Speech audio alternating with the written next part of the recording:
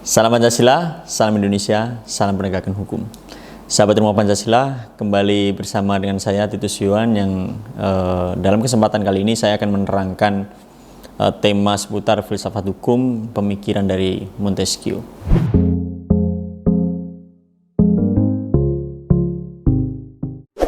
Montesquieu adalah seorang berkebangsaan Prancis yang terkenal dengan ahli hukumnya. Montesquieu kemudian melihat bahwa ada hubungan erat antara hukum alam dengan situasi suatu bangsa.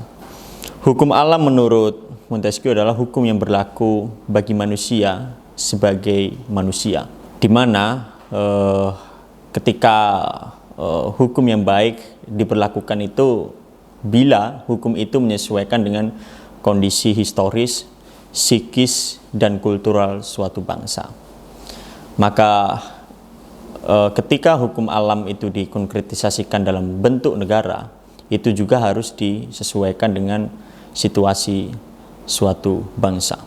Montesquieu membagi tiga bentuk negara itu. Yang pertama adalah monarki, yang didasarkan pada kehormatan satu pemimpin untuk memimpin rakyatnya.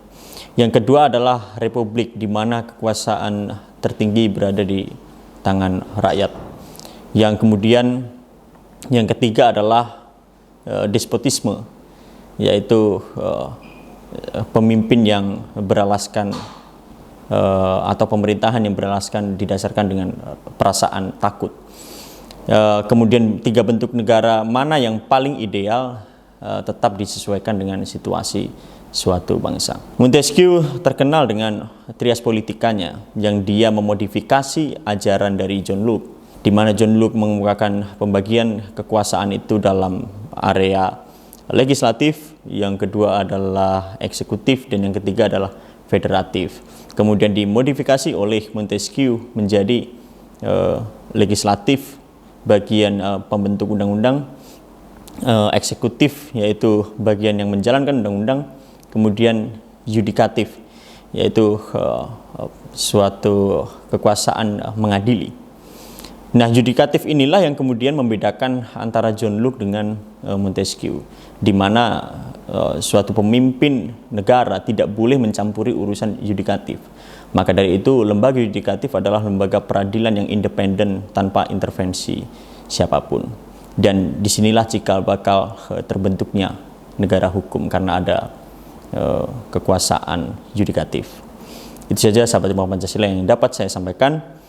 Pendek kata, Montesquieu ingin mengemukakan bahwa ada hubungan erat antara hukum alam dengan situasi suatu bangsa, dan hukum yang terbaik ketika hukum itu menyesuaikan kondisi historis, psikis, dan kultural suatu bangsa, di mana Montesquieu juga mengemukakan bahwa teorinya tentang trias politika itu tercakup dalam legislatif, eksekutif, dan yudikatif.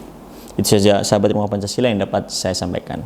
Salam Pancasila, salam penegakan hukum. Terima kasih.